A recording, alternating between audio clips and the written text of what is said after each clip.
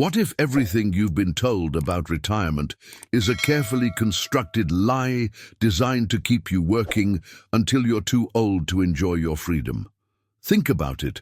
Every financial advisor, every retirement calculator, every expert on television confidently declares that you need at least $2, $3, maybe even $5 million saved before you can even think about walking away from your job. They paint this picture of retirement as some distant paradise that requires decades of sacrifice, aggressive savings, and unwavering dedication to a system that frankly wasn't designed with your best interests in mind. Has this ever happened to you? You sit down with a financial planner, full of hope and dreams about maybe retiring early, traveling the world, or simply having the freedom to wake up without an alarm clock dictating your day. Then they pull out their calculator, run some numbers, and suddenly your dreams feel impossible. They tell you that based on your current income and lifestyle, you'll need to work until you're 65, maybe 70, and even then, you'll need millions in the bank just to maintain what you have now. It's discouraging, isn't it? It makes freedom feel like a luxury reserved only for the ultra-wealthy or those who inherit their way into independence. But before we begin, please hit the like button and let me know where in the world you're watching from today. It's always fascinating seeing who's joining us from around the world.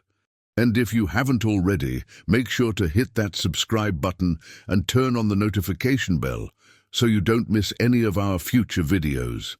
Here's what the retirement industry doesn't want you to know. They're solving for the wrong equation entirely. They're calculating how much money you'd need to replicate your exact current lifestyle in your exact current location with your exact current spending habits indefinitely. Think about that for a moment. Why would you want to preserve a lifestyle that's specifically designed around the demands, stresses, and expenses of having a full-time job? The expensive dinners because you're too exhausted to cook. The costly vacations crammed into 2 weeks because that's all the time off you get. The nice car to make your daily commute bearable. The retail therapy to cope with workplace stress. All of these expenses exist because you're employed, not in spite of it. What you're about to discover might surprise you, because the real question isn't how much money do you need to maintain your current life. The real question is far simpler and far more liberating. How much money do you need to never again depend on a boss for your survival? How much passive income would it take for work to become optional rather than mandatory? How much capital would free you to wake up each morning and design your day around what truly matters to you, not what pays your bills? The answer isn't $2 million.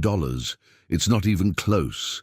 Stay with me until the end of this video, because what I'm about to reveal will fundamentally change how you think about money, freedom, and the timeline to financial independence.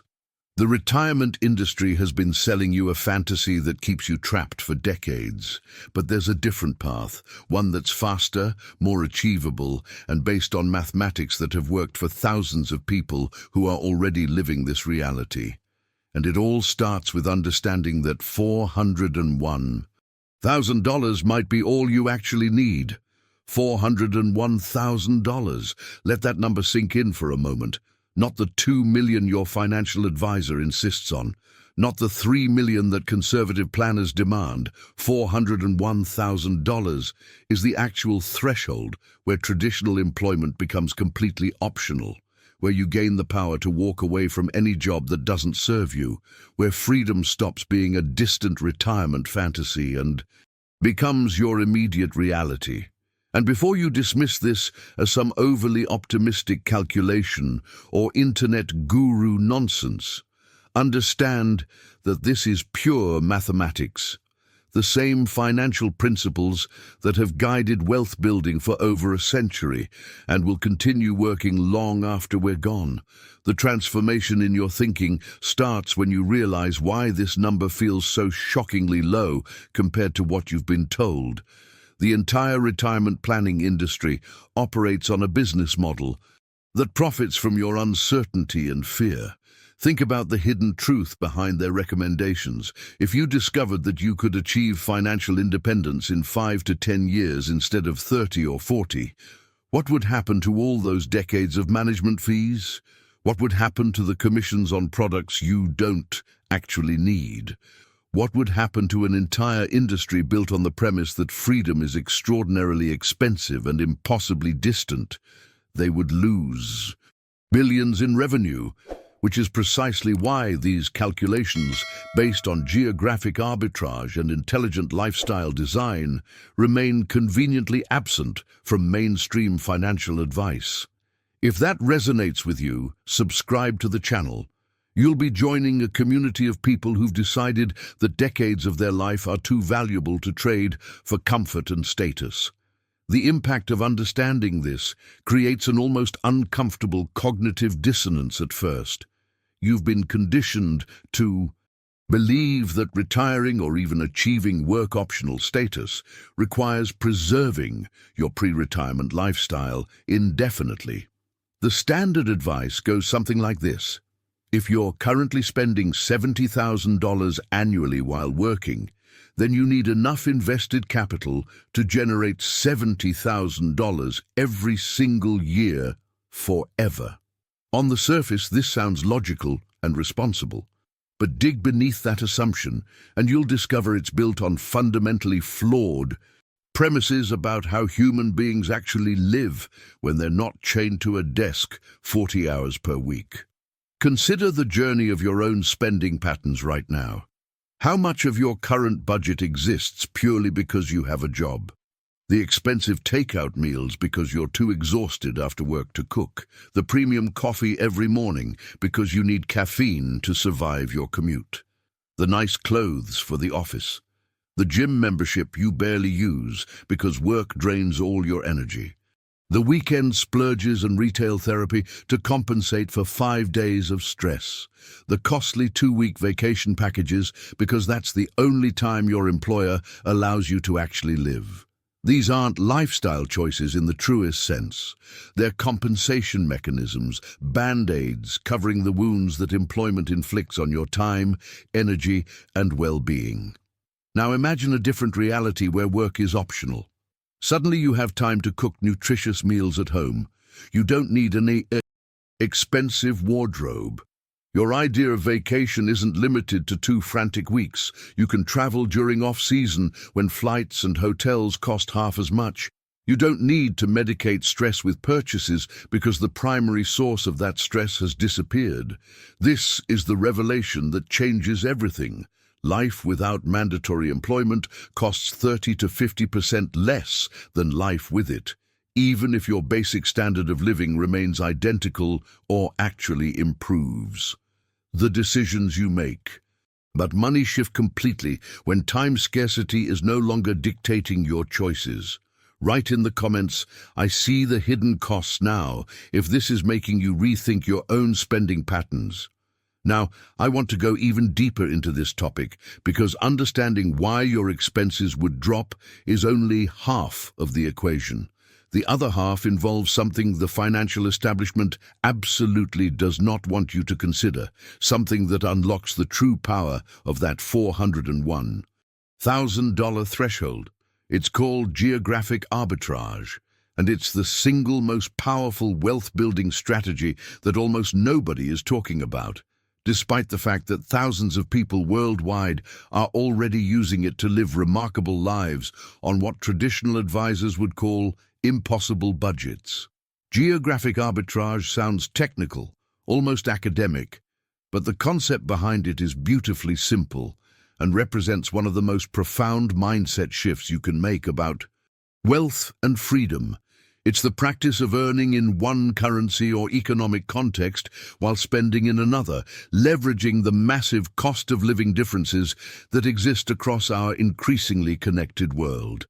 And the revelations that come from understanding this principle will fundamentally alter your entire timeline to independence.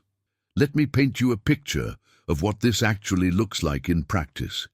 Imagine you're living in San Francisco right now, paying $3,500 a month for a modest 1-bedroom apartment Another 600 for groceries, 300 for transportation, and we haven't even touched healthcare, utilities, or any form of entertainment.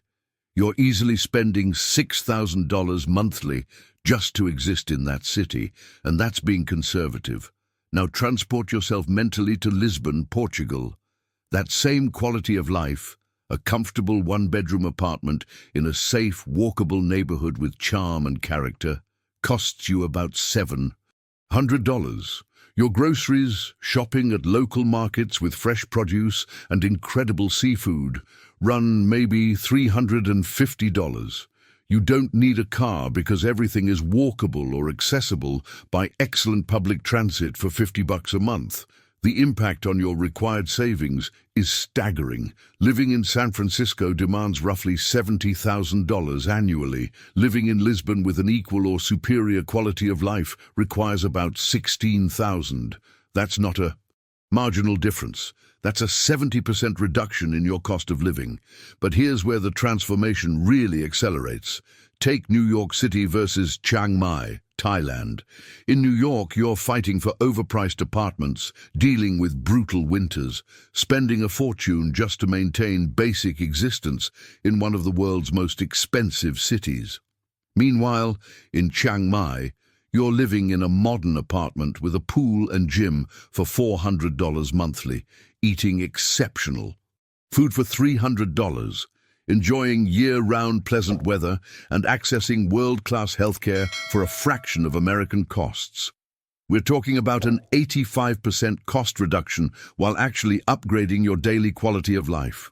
Better weather, better food, stronger sense of community, less stress, more time outdoors. The hidden truth that nobody in traditional financial planning wants to acknowledge is that expensive doesn't mean better. It often just means expensive. Seattle to Medellin, Colombia tells the same story with a different backdrop. 75% cheaper, yet you're living in what locals call the city of eternal spring, where the temperature stays perfect year-round. The coffee culture is extraordinary, and your monthly expenses hover around $1,200 for a genuinely comfortable existence. These aren't poverty-level accommodations or dangerous neighborhoods. These are normal, middle-class lifestyles in vibrant cities where your dollars simply stretch further because local economies operate on different scales. The journey from believing you need millions to understanding you need 401,000 starts with accepting that your current location might be your biggest financial liability, not your biggest asset. This isn't about roughing it or sacrificing quality of life. It's about making intelligent decisions that align your resources with your actual values rather than defaulting to whatever city your job happens to require. The behind-the-scenes reality of people living this way reveals something remarkable. Most report being happier, healthier, and more fulfilled than they ever were grinding away in expensive American cities, precisely because they've eliminated the financial pressure that makes daily life feel like constant survival mode. Write in the comments, geographic freedom changes everything. If you're starting to see how location flexibility could accelerate your timeline to independence. What makes this strategy even more powerful is understanding exactly how those $401,000 translate into actual monthly income and why that specific number creates such a reliable foundation for permanent freedom. The mathematics here follow principles that have remained stable for decades, regardless of market fluctuations or economic uncertainty. And once you see how the numbers break down, the transformation in how you think about money begins with understanding one crucial distinction that the financial industry desperately wants to keep blurred. Covering your expenses is not the same thing as replacing your income. This might sound like semantics, but it's actually the hidden truth that changes everything about your path to freedom. While you're employed, these two numbers dance together so closely that most people assume they're identical. You earn $60,000, you spend $60,000. You earn $90,000, somehow you spend 90,000. But the moment you step away from traditional employment, that artificial connection dissolves completely and a revelation emerges. Income becomes irrelevant. Only expenses matter. Think about the journey of someone earning $75,000 annually. The standard retirement advice tells them they need to replace that $75,000 in perpetual income, which, using the typical 4% withdrawal rule, means they'd need nearly $2 million invested. But what if their actual comfortable living expenses, stripped of all the compensation costs we talked about earlier and relocated to a place where their dollars stretch further, total just $18,000 annually? Suddenly, they don't need $2 million. They need a fraction of that, because we're solving for the wrong variable when we focus on income replacement instead of expense coverage. Here's where the mathematics become elegantly simple and incredibly empowering. Take $401,000 and invest it conservatively in a diversified portfolio of dividend-paying equities. Solid, established companies with long track records of consistent payouts. You're not chasing moonshot returns or gambling on cryptocurrency. You're aiming for a reliable 4% annual yield, which historically has been achievable and sustainable over long periods without touching your principal.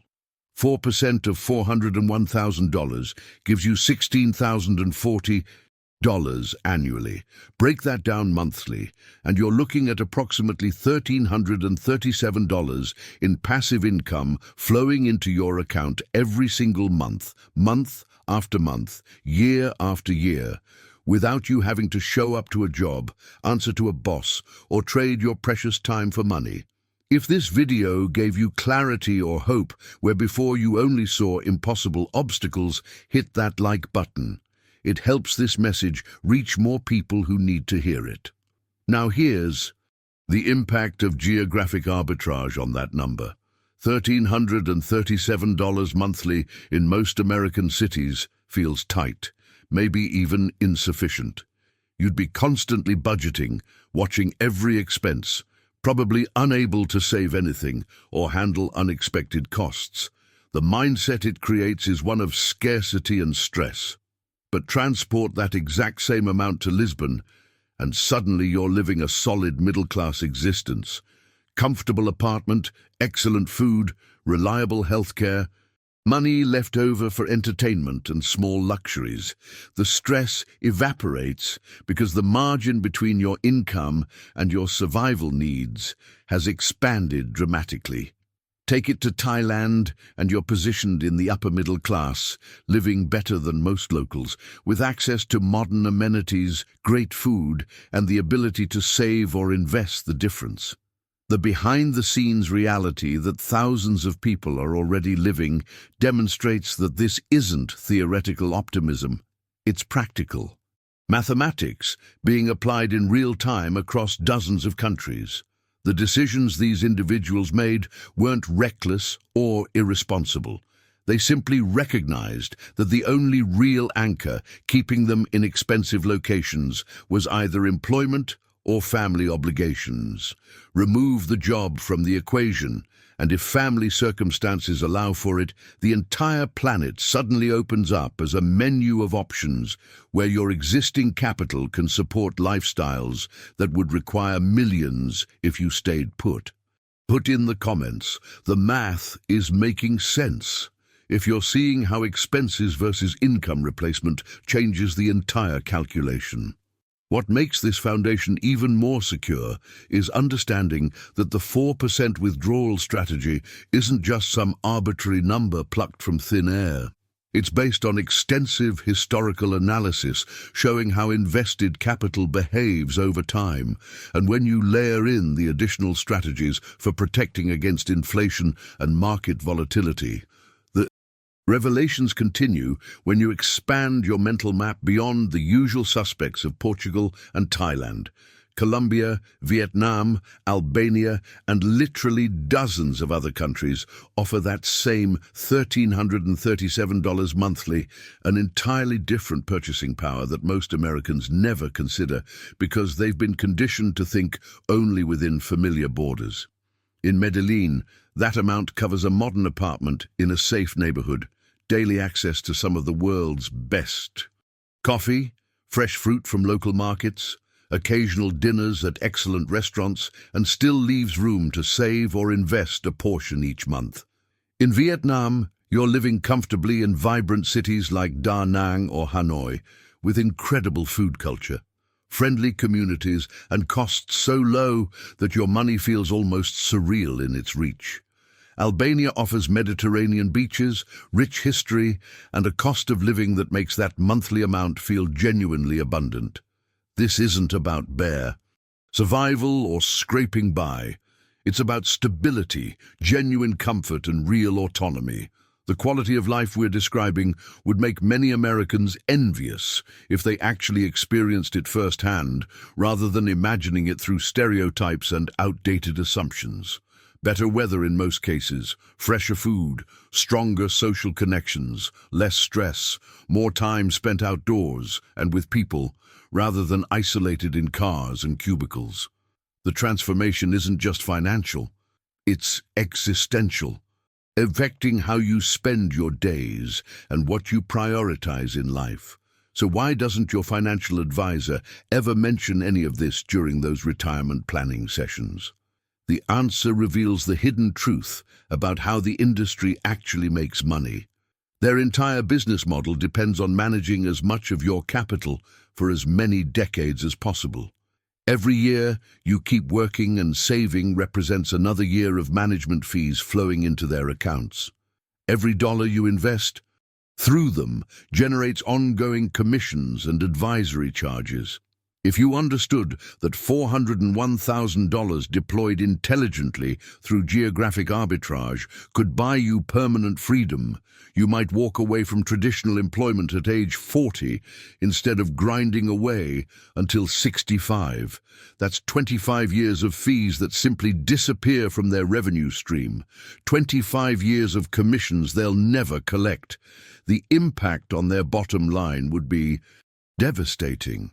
This is why they weaponize fear with such precision and effectiveness.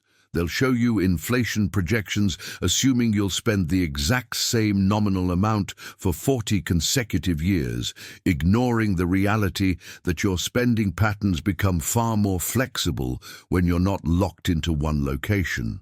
They'll present healthcare cost charts that assume you'll remain trapped inside the catastrophically expensive American medical system, never mentioning that dozens of countries offer equal or superior care at a fraction of the price. They'll emphasize longevity estimates suggesting you might live to 95, therefore requiring 50 or more years of funding, creating this sense that you need an impossibly large nest egg to avoid dying destitute in your 90s. Every single one of these tactics is engineered with remarkable sophistication to keep you earning, saving through their managed accounts, and paying them their fees for as long as possible. It's not a conspiracy in the sinister sense. It's simply a business protecting its profit model. But the decisions you make, based on their fear-based projections, have profound consequences on your actual life. You stay in jobs you hate longer than necessary. You sacrifice your 40s and 50s, arguably your healthiest and most energetic decades, to accumulate capital you may not even need. You defer dreams and experiences that could happen today because you've been convinced they require waiting another 20 years. The mindset shift happens when you recognize that their advice, while not necessarily wrong for everyone, is specifically calibrated for their benefit more than yours. Behind the scenes, the entire retirement planning apparatus operates on assumptions that maximize their revenue while minimizing your freedom. Breaking free from that mental model requires questioning everything you've been told about how much is enough. Write in the comments, "I'm questioning everything now, if this is changing how you see traditional financial advice."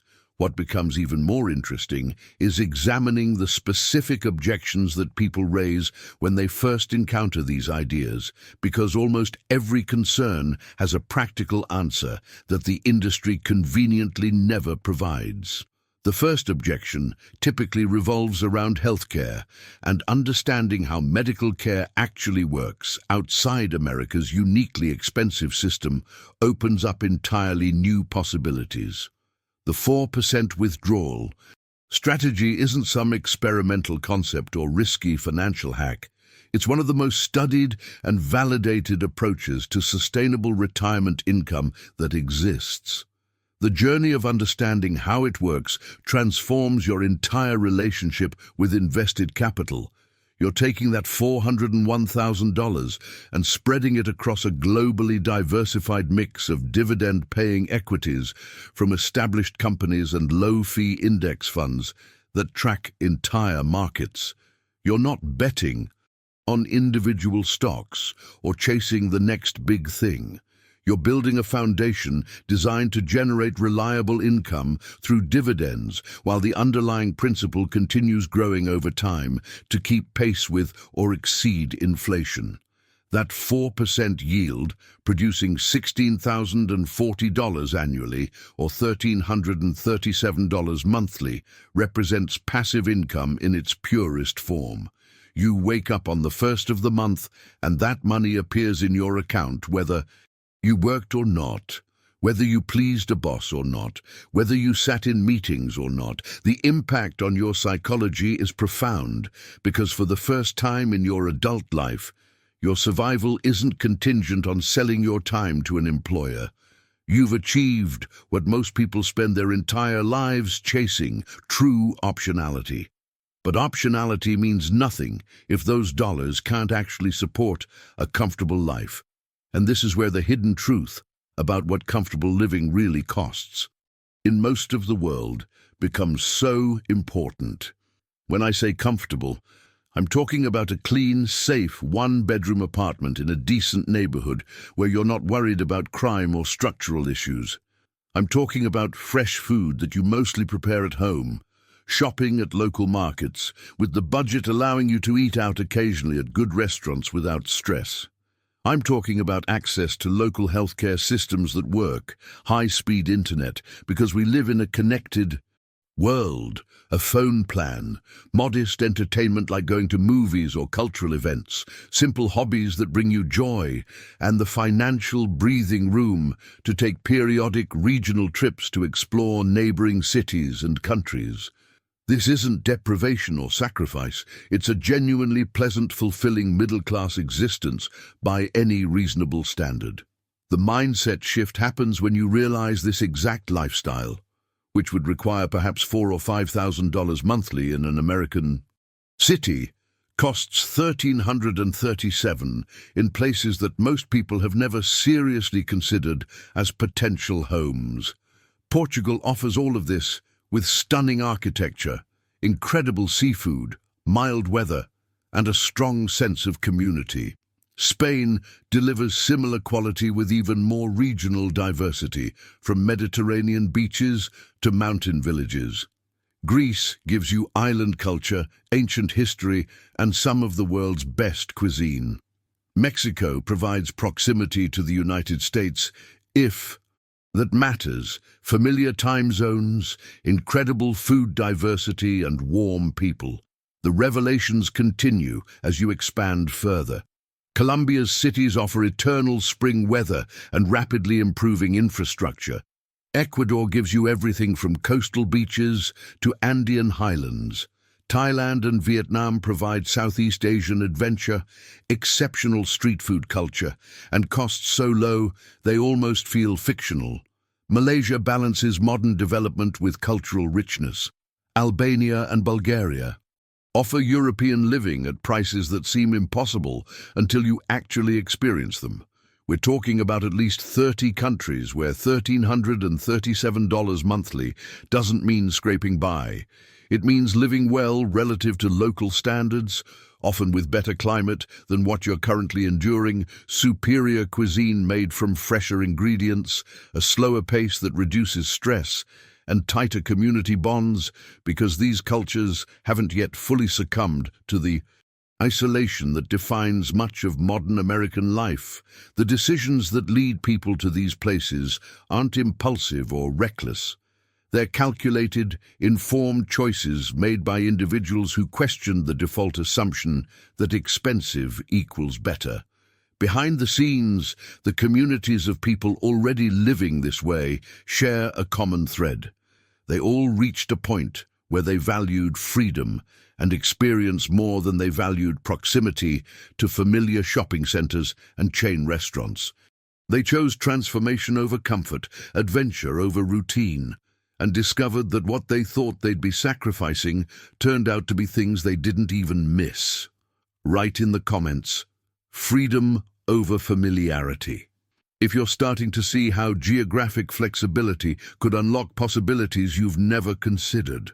What makes this entire framework even more powerful is understanding that $1,337 monthly isn't actually the ceiling. It's the floor. Most people pursuing this path eventually discover ways to generate supplemental income that feel nothing like traditional employment.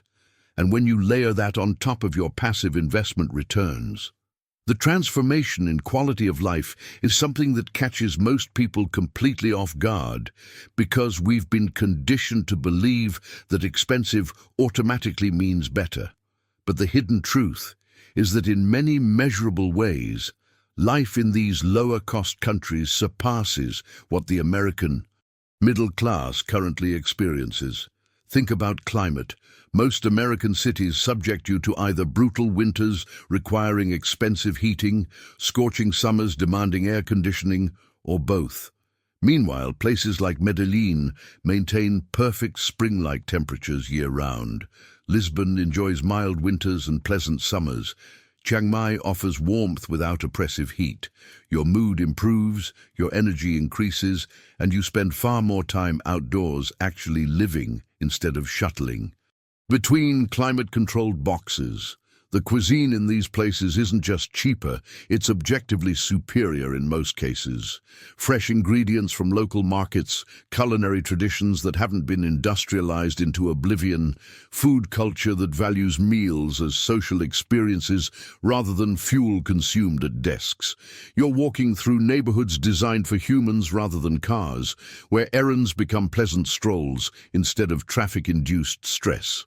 Public transit actually works, reliably eliminating the need for expensive car ownership and all the headaches that come with it. Community bonds form more naturally because these cultures haven't yet atomized into the isolated, screen-dominated existence that defines much of American life. The only meaningful cost, and it's genuinely significant for some people, is distance from family and friends. This isn't something to dismiss lightly. Proximity to aging parents, young children, or deep-rooted friendships can absolutely be worth the financial premium of staying put. The journey here is personal, and the right decision varies enormously based on individual circumstances. But what's fascinating is how many people assume they're more anchored than they actually are without ever testing that assumption. Behind the scenes, there's this massive and rapidly expanding movement of people who've already made this leap. We're not talking about dozens or hundreds. We're talking about thousands upon thousands of individuals, and families currently living this exact model across every continent. The geo-arbitrage retirement community has grown so large that you'll find established expat networks, English-speaking medical services, international schools, and entire infrastructures designed to support people making this transition. These aren't pioneers roughing it in isolated outposts. They're normal people who simply ran the numbers, realized the retirement calculator telling them they needed $2 million was based on staying in expensive cities with expensive lifestyles, and chose differently. The revelations they share consistently include surprise at how little they miss and how much they've gained. Their mindset shifted from viewing geographic arbitrage as sacrifice to viewing it as optimization, getting more life quality per dollar spent. They're healthier because they walk more and stress less. They're more socially connected because life moves slower and people actually have time for relationships. They're financially secure on amounts that would leave them anxious in American cities. Of course, the objection that stops most people before they even seriously consider this path centers on healthcare, and I understand why. American medical care without employer-provided insurance is catastrophically, absurdly, almost comically expensive. A single hospital visit can financially devastate you. Prescription medications cost multiples of what they do elsewhere.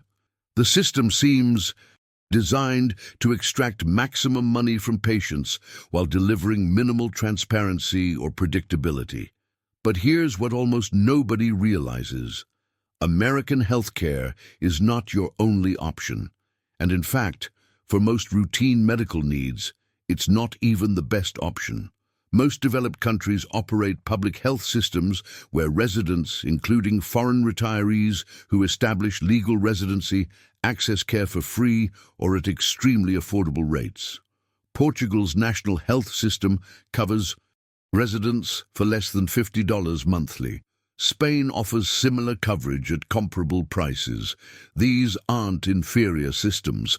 They're comprehensive networks providing everything from primary care to specialist appointments to surgeries, just without the predatory pricing that defines American medicine. The impact on your required savings is enormous because healthcare suddenly stops being this terrifying, unknown expense that could bankrupt you and becomes a predictable, manageable monthly cost lower than what most Americans pay for their phone plans.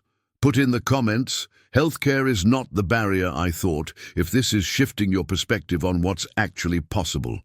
Now, what becomes even more interesting is understanding how inflation and market volatility, the two big fears that financial advisors love to weaponize, are actually addressed within this framework through multiple layers of protection that make the strategy far more robust than it might initially appear. Beyond public healthcare systems, dozens of countries offer private health insurance specifically designed for foreign residents. And the pricing will shock you if you're accustomed to American rates. We're talking comprehensive coverage, doctor visits, specialist appointments, hospital stays, surgeries, prescriptions for between $100 and $300 monthly. Not annually, monthly. That's less than what most Americans pay for car insurance, yet it covers your entire medical needs with better service and shorter wait times than you'd experience navigating the American system. Thailand's private hospitals have become legendary in the medical tourism world, and for good reason. These are world-class facilities with internationally trained surgeons, modern equipment, spotless environments, and English-speaking staff. The impact on costs is staggering when you actually compare procedures. A knee replacement that would run you $40,000 in the United States costs around $4,000 in Bangkok. Same surgery, same outcomes, qualified professionals, but at 10% of the American price. Hip replacements, cardiac procedures, dental work, everything follows similar pricing patterns. The hidden truth is that American healthcare pricing has almost no relationship to actual quality or costs. It's inflated through layers of insurance bureaucracy, administrative bloat, and profit-taking that simply don't exist in the same way elsewhere. The mindset shift happens when you realize that the healthcare objection is based on a false premise. Yes, American medicine leads the world in cutting-edge experimental procedures and breakthrough treatments. If you need access to the latest cancer immunotherapy trial or experimental gene therapy, being in the United States offers advantages. But how often do you actually need that level of intervention? For 95% of medical care, broken bones, routine surgeries, chronic disease, management, preventive care, dental work, vision care, dozens of countries deliver equal or better results at dramatically lower prices with qualified surgeons working in modern facilities. The journey from fear to clarity on healthcare removes one of the biggest psychological barriers people face when considering geographic arbitrage. Once you understand that medical care doesn't require staying anchored to America's uniquely expensive system, an entire category of worry simply dissolves. You're left with a manageable monthly expense that fits comfortably within that $1,337 budget we've been discussing. Now, the second major objection that arises centers on inflation, and this concern is completely legitimate. The transformation from worker to financially independent person means you're suddenly vulnerable to inflation in ways you weren't before. When you have a job, your income theoretically adjusts upward through raises and promotions. When you're living off invested capital, inflation can silently erode your purchasing power year after year, eventually making your fixed income insufficient. Financial advisors love emphasizing this risk because it justifies their recommendation for massive nest eggs. If inflation runs at 3% annually, they argue, you need enough capital to maintain purchasing power for 40 or 50 years. But here's what they conveniently never explain. Your $401,000 doesn't just sit in a savings account slowly losing value. It remains invested in equities, stocks of real companies producing real goods and services. Historically, equities have risen faster than inflation over long time periods because companies raise prices, grow revenues, and increase profits in inflationary environments. The mathematics work elegantly in your favor. If markets return roughly 7% annually on average, which has been the historical norm over extended periods, and you're withdrawing 4%, your principal grows by approximately 3% each year. That 3% growth roughly matches typical inflation rates, meaning your capital maintains its real purchasing power over time. Your $16,000 annual withdrawal today remains $16,000 in nominal terms, but represents the same buying power decades from now, because your principal has grown alongside inflation. The revelations continue when you understand that this isn't blind optimism. It's based on extensive historical analysis of how diversified equity portfolios behave across different economic environments. The decisions you make about asset allocation and diversification matter enormously. But the fundamental principle holds: invested capital grows while cash deteriorates. This creates a self-sustaining system where your income stream naturally adjusts for inflation without requiring constant monitoring or intervention. Write in the comments, growth beats inflation, if you're seeing how this protection mechanism works. What makes this framework even more resilient is understanding that equity growth represents just one layer of inflation defense. There are additional strategies involving supplemental income and lifestyle flexibility that create multiple safety nets. The second layer of inflation protection comes from something that happens almost organically once you've escaped the exhaustion of full-time employment. Most people pursuing this path eventually discover small, enjoyable ways to earn supplemental income. And the impact of even modest earnings is transformative when your baseline expenses are only $16,000 annually. Teaching English online to students in Asia brings in $15 to $25 per hour, and you only need a few hours weekly to generate meaningful money. Freelance consulting in whatever professional expertise you've accumulated over your career can command anywhere from $100 to $300 hourly. Creating content, building small digital products, offering online courses, the modern internet economy has made location-independent income remarkably accessible to anyone with serviceable skills and basic initiative. The hidden truth here is that earning an extra $3,000 or $4,000 annually feels almost effortless when you're not burned out from a demanding job, and that additional income creates enormous breathing room. Your total annual resources jump. from 16,000 to 19 or 20,000, giving you a buffer against inflation, room for larger occasional expenses, ability to travel more extensively, or simply peace of mind that you're not operating on razor-thin margins. The revelations that people share about this phase of the journey consistently emphasize how work transforms when it becomes optional. Projects that would feel like drudgery when mandatory become genuinely engaging when you're choosing them freely, doing them on your own schedule, and keeping all the proceeds. The third layer of protection comes from lifestyle flexibility itself, and this represents perhaps the most powerful advantage of the entire framework. If inflation reduces your purchasing power by 15 or 20% over a decade, which would be a significant erosion, you still have enormous room to adjust without suffering genuine hardship.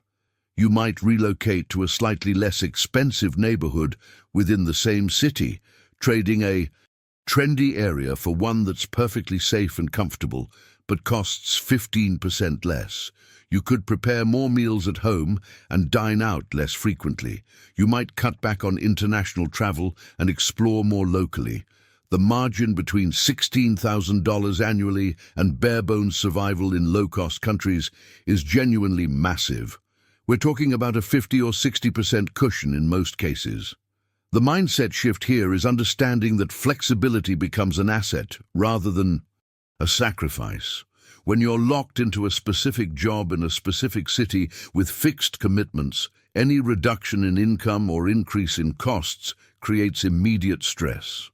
But when your entire life is geographically flexible and your expenses are discretionary beyond basic needs, adjustments happen naturally without feeling like deprivation. This is the transformation from fragility to resilience. Your financial independence isn't dependent on everything going exactly according to plan. Of course, all of this assumes you're comfortable with, or at least open to the idea of living abroad, and this brings us to what is often the most emotionally charged objection: distance from family and friends. Moving to another country means physical separation from your current social circle, unless they happen to choose the same path. And for some people in specific life situations, this absolutely is a deal-breaker that makes geographic arbitrage impractical.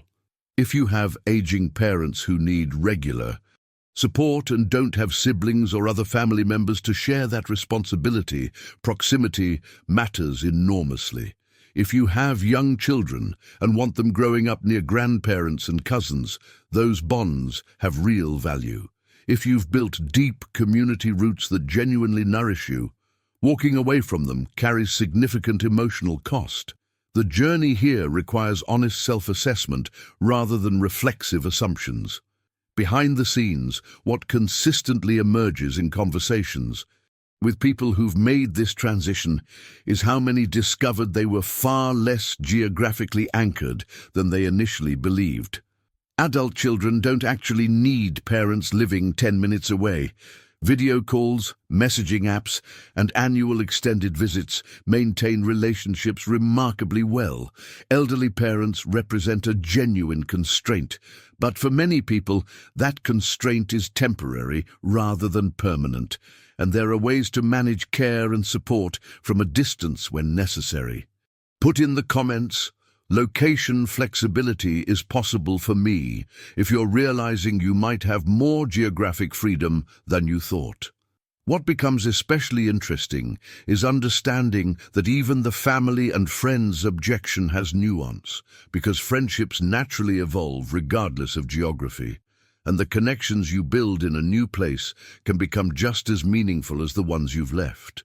Friendships naturally evolve, whether you stay in one place or move across the world.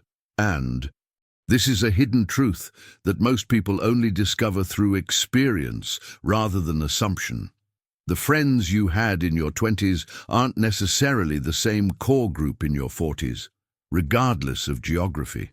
People's lives diverge. They have children, change careers, develop new interests, move to different neighborhoods. Proximity alone doesn't guarantee maintained closeness, just as distance doesn't automatically destroy meaningful connections. What actually sustains friendships is shared values, genuine care, and intentional effort, all of which can exist across continents through video calls, messaging, and periodic visits that often become more memorable than the casual weekly coffee that characterized relationships when you lived nearby. The transformation that catches many people off guard is how quickly and deeply new friendships form when you relocate to pursue geographic arbitrage. There's something powerful about the shared choice to live unconventionally that creates instant connection with others on similar paths. You meet people who've also questioned default assumptions about how life should be structured, who value experiences over status, who prioritize freedom over comfort. These become remarkably strong bonds because they're built on aligned mindsets rather than just proximity or circumstance.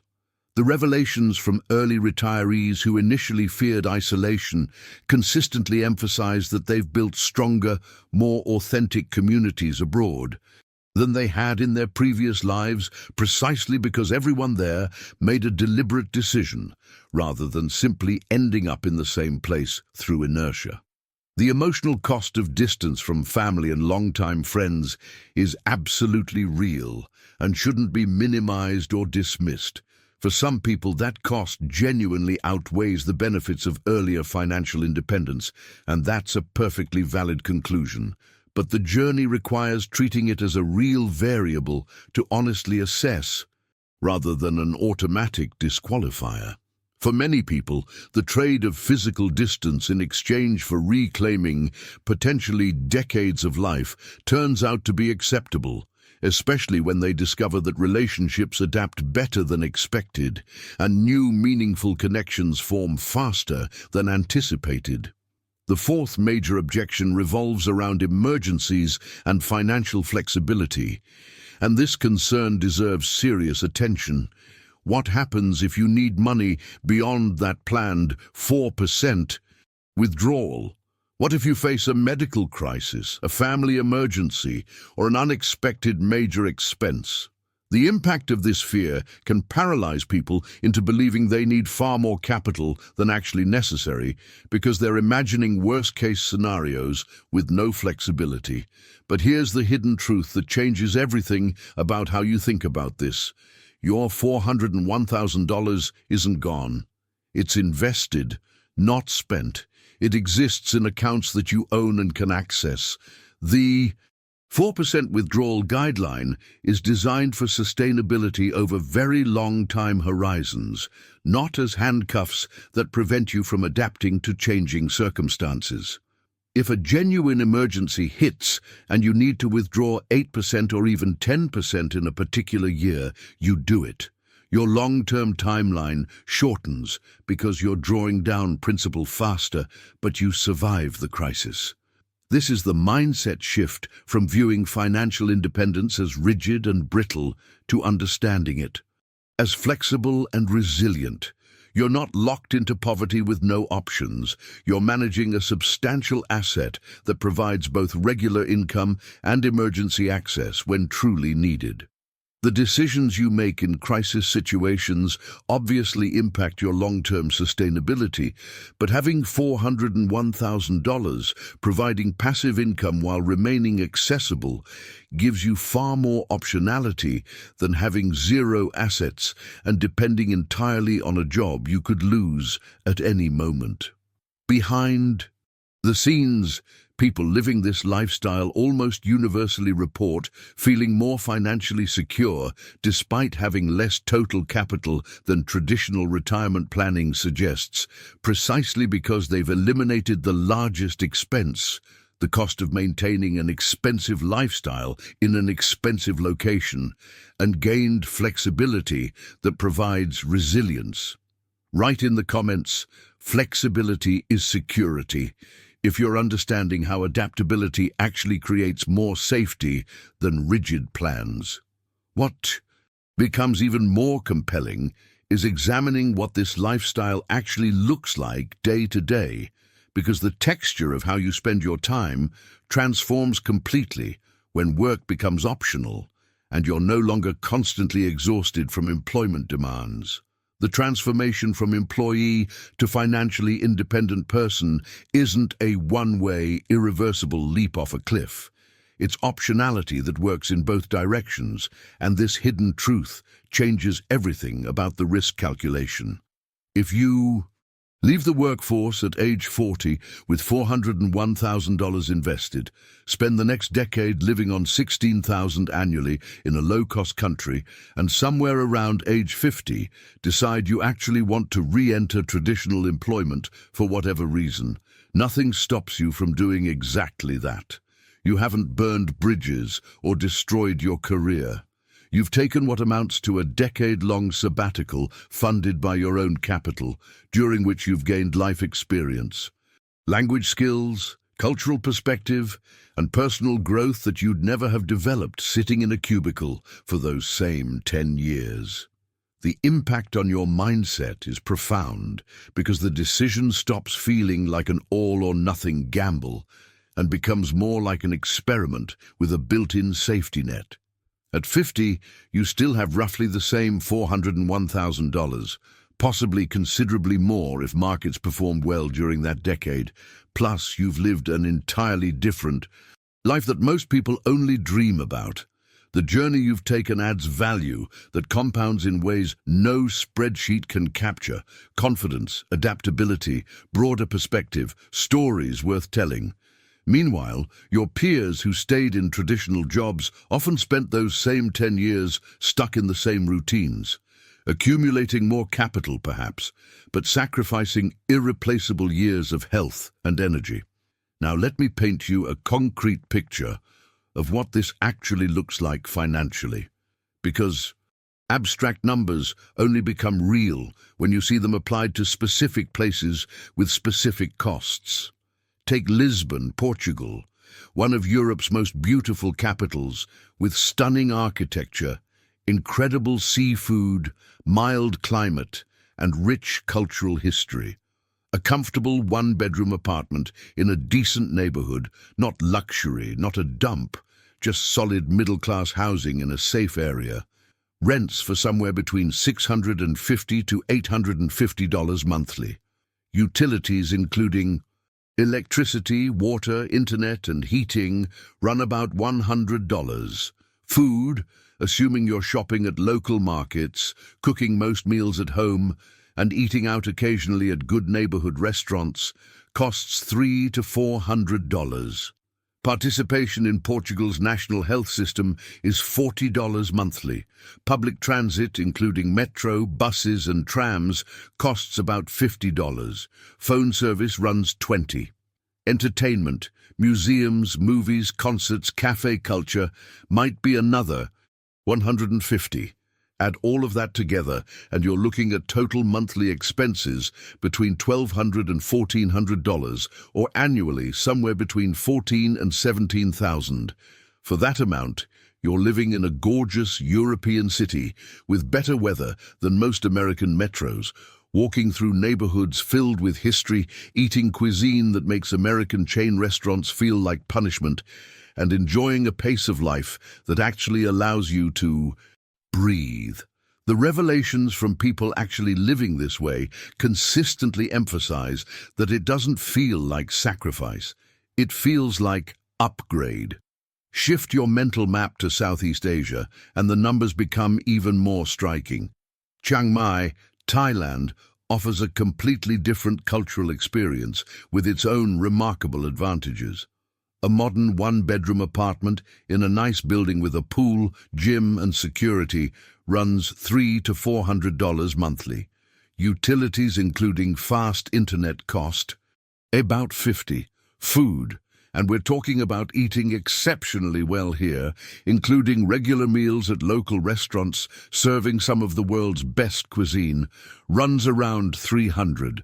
Private health insurance providing comprehensive coverage is $100. Scooter rental for transportation costs $50. Phone plan is $10.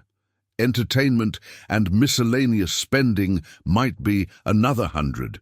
Your total monthly outlay lands somewhere between $910 and just over $1,000 or $11,000 to $12,000 annually.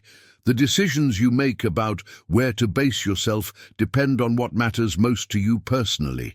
European culture versus Southeast Asian adventure, proximity to other countries, climate preferences, food culture, language barriers. But the hidden truth underlying all of these examples is that excellent quality of life exists at price points that make $401,000 not just sufficient, but genuinely comfortable. Right in the comments, these numbers are opening my eyes. If seeing the actual cost breakdowns is making this feel more real and achievable. What becomes even more interesting is understanding how you'd actually accumulate that $401,000 in the first place, because the timeline matters enormously, and the path is more achievable than most people realize when they're constantly being told they need millions. Medellin, Colombia offers yet another compelling example with its own unique appeal. Known as the City of Eternal Spring because temperatures hover around perfect year-round, Medellin has transformed dramatically over the past 2 decades from a troubled past into a vibrant, modern city with outstanding infrastructure and culture. A comfortable one-bedroom apartment in desirable neighborhoods like Poblado or Laureles runs between $410 to $600 monthly. Utilities, including electricity, water and internet, cost about $70. Food. Shopping at local markets and eating well costs around $250. Private health insurance providing comprehensive coverage runs $120. Transportation using the excellent metro system and occasional taxis comes to about $60. Phone service is $15. Entertainment, including the city's famous coffee culture, restaurants, and nightlife, might run another $100. Your total monthly spending lands somewhere between just over $1,000 and $1,215 or $12,000 to $14,000 annually. The impact of living in a place with perfect weather every single day, surrounded by mountains, immersed in a coffee culture that rivals anywhere on Earth, and experiencing a city that's rapidly improving in every measure cannot be overstated. The transformation in your daily quality of life compared to most American cities is remarkable, and you're achieving it for a fraction of the cost. Now contrast those numbers with what the same basic middle-class existence costs in the United States, and the hidden truth about why traditional retirement advice demands such massive nest eggs becomes painfully obvious. Take a second-tier American city, not New York or San Francisco, but somewhere like Austin or Denver, places that are considered relatively affordable by American standards.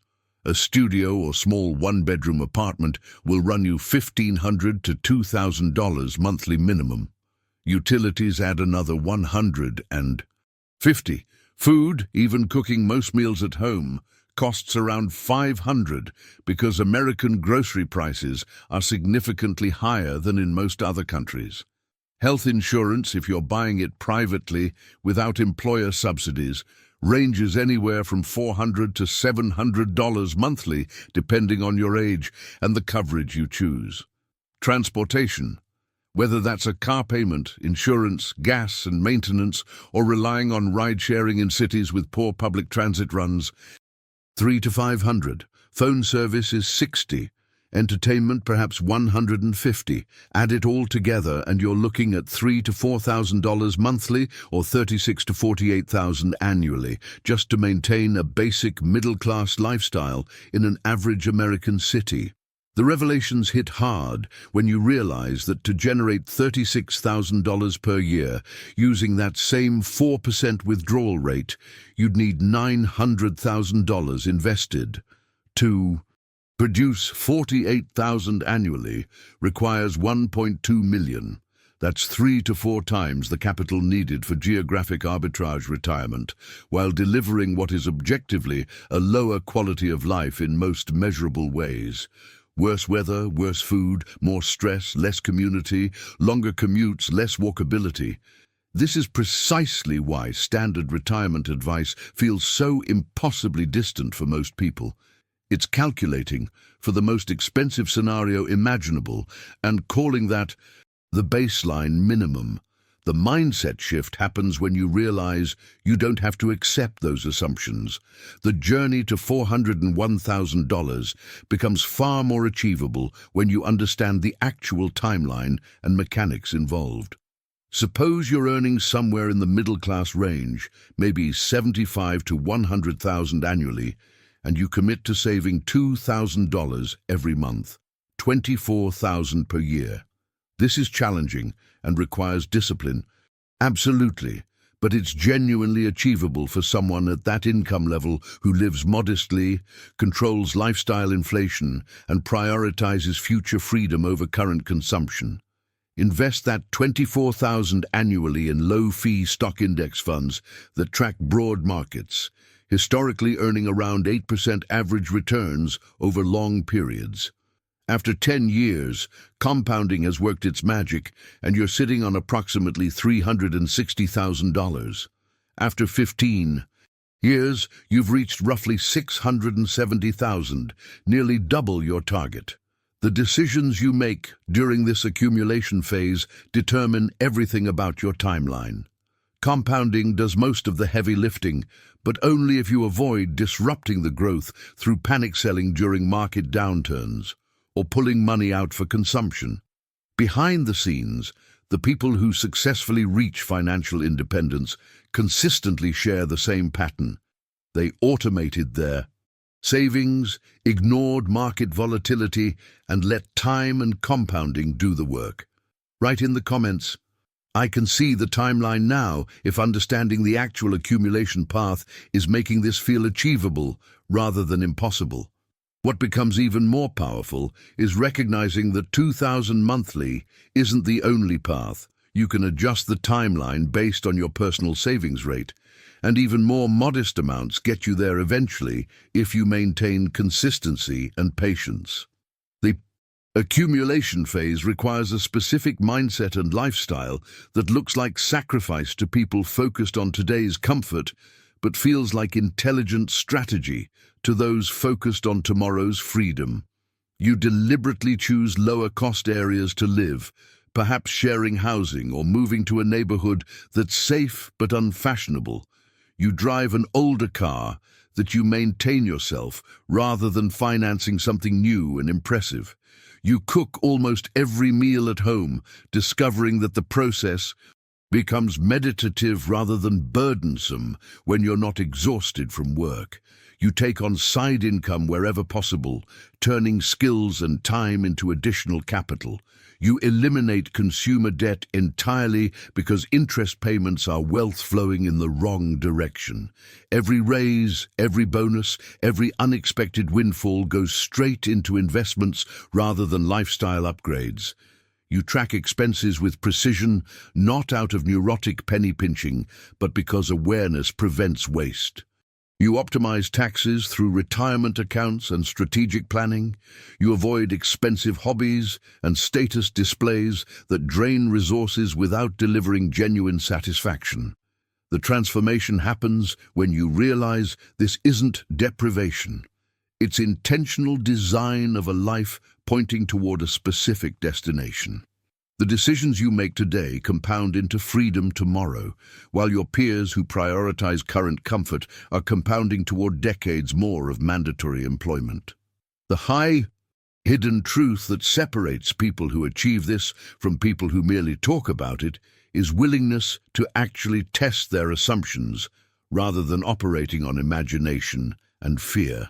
Here's the single most valuable experiment you can run. Take 1 month, just 4 weeks, and spend it abroad in one of these places we've been discussing. Pick Lisbon, Chiang Mai, Medellin, or anywhere else that intrigues you. Rent an apartment on Airbnb for the month, rather than staying in hotels. Shop at local markets, prepare your own meals. Walk the neighborhoods like a resident rather than a tourist. Use public transportation, join a gym, sit in cafes, attend local events, track every expense meticulously. For roughly $2,000, you'll gather real information that's worth infinitely more than speculative worry.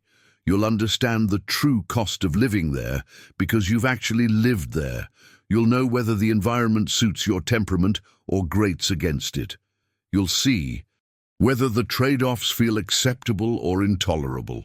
The impact of this single month could potentially cut 10 or 20 years off your required working life, if the answer is yes, or give you clarity about your true preferences, if the answer is no. Most people never run this experiment. They cling to untested assumptions and then spend 3 decades working toward retirement targets built on imaginary constraints. The journey becomes even more compelling when you understand how the modern internet economy has made location-independent income remarkably accessible to anyone willing to learn basic skills. Teaching English online to students across Asia brings in $15 to $25 per hour, requiring nothing but a laptop and reliable internet. Freelance writing, if you're competent with words, commands $50 to $100 hourly. Consulting in whatever professional expertise you've accumulated over your career can generate $100 to $300 per hour. Creating online courses, building small digital products, offering coaching, dozens of paths exist that weren't available even 15 years ago. The revelations here center on understanding that if you earn even a modest $3,000 to $6,000 annually from these activities, your total income jumps from that baseline $16,000 to somewhere between $19,000 and $22,000.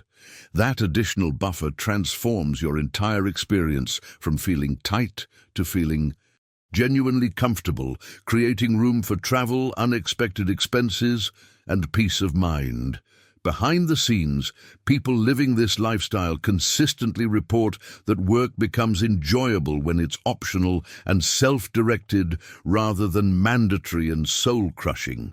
This brings us to the core message that ties everything together. $401,000 is genuinely sufficient to make work optional if you're willing to relocate to a lower-cost region, spend reasonably without waste, remain adaptable to changing circumstances, and allow yourself to create income from activities you actually care about rather than jobs you tolerate. This isn't theoretical speculation. Tens of thousands of people are already living this exact model right now. They're healthier because they're less stressed and more active. They're happier because they control their time and priorities. They're living proof that freedom can arrive decades earlier than traditional advice suggests, and that the life waiting on the other side is often richer and more fulfilling than what they left behind. Put in the comments, "This is the path I'm choosing," if you're seriously considering this approach to financial independence. What remains is understanding the practical first steps you can take today, regardless of where you currently are financially, to begin moving toward this reality rather than just admiring it from a distance. If you've made it this far, you're clearly someone who thinks differently about money, time, and freedom than most people around you. You're not looking for permission to follow the conventional path. You're looking for validation that there's a better way, and you've found it. This channel exists specifically for people like you, people who question default assumptions and want practical frameworks for building lives on their own terms rather than society's timeline. The transformation from where you are now to financial independence doesn't happen by accident. It happens through consistent exposure to ideas that challenge your thinking and strategies that actually work in the real world. That's what we deliver here week after week, breaking down the financial myths that keep people trapped and showing you the mathematics, psychology, and practical steps that lead to genuine freedom. If that resonates with you, if you want more content like this, cutting through the noise and giving you actionable clarity, subscribe to the channel. You'll be joining a community of people who've decided that decades of their life are too valuable to trade for comfort and status. Leave a comment saying, "This message was meant for me," if something in this video shifted how you're thinking about your future. I read every single comment, and there's something powerful about publicly declaring your intentions. It makes them real in a way that private thoughts never quite achieve. Your words might also be exactly what someone else needs to read to take their own first step. And if this video connected with you, if it gave you clarity or hope or a concrete path forward where before you only saw impossible obstacles, hit that like button. It's a small gesture that helps this message reach more people who need to hear it. People who are sitting in cubicles right now, believing they're trapped for another 30 years, when the truth is so much more liberating. There's a video right here that goes even deeper into the practical mechanics of building passive income streams and setting up your investment strategy for maximum freedom. It complements everything we've covered today. Click and continue with me over there. Let's keep this momentum going.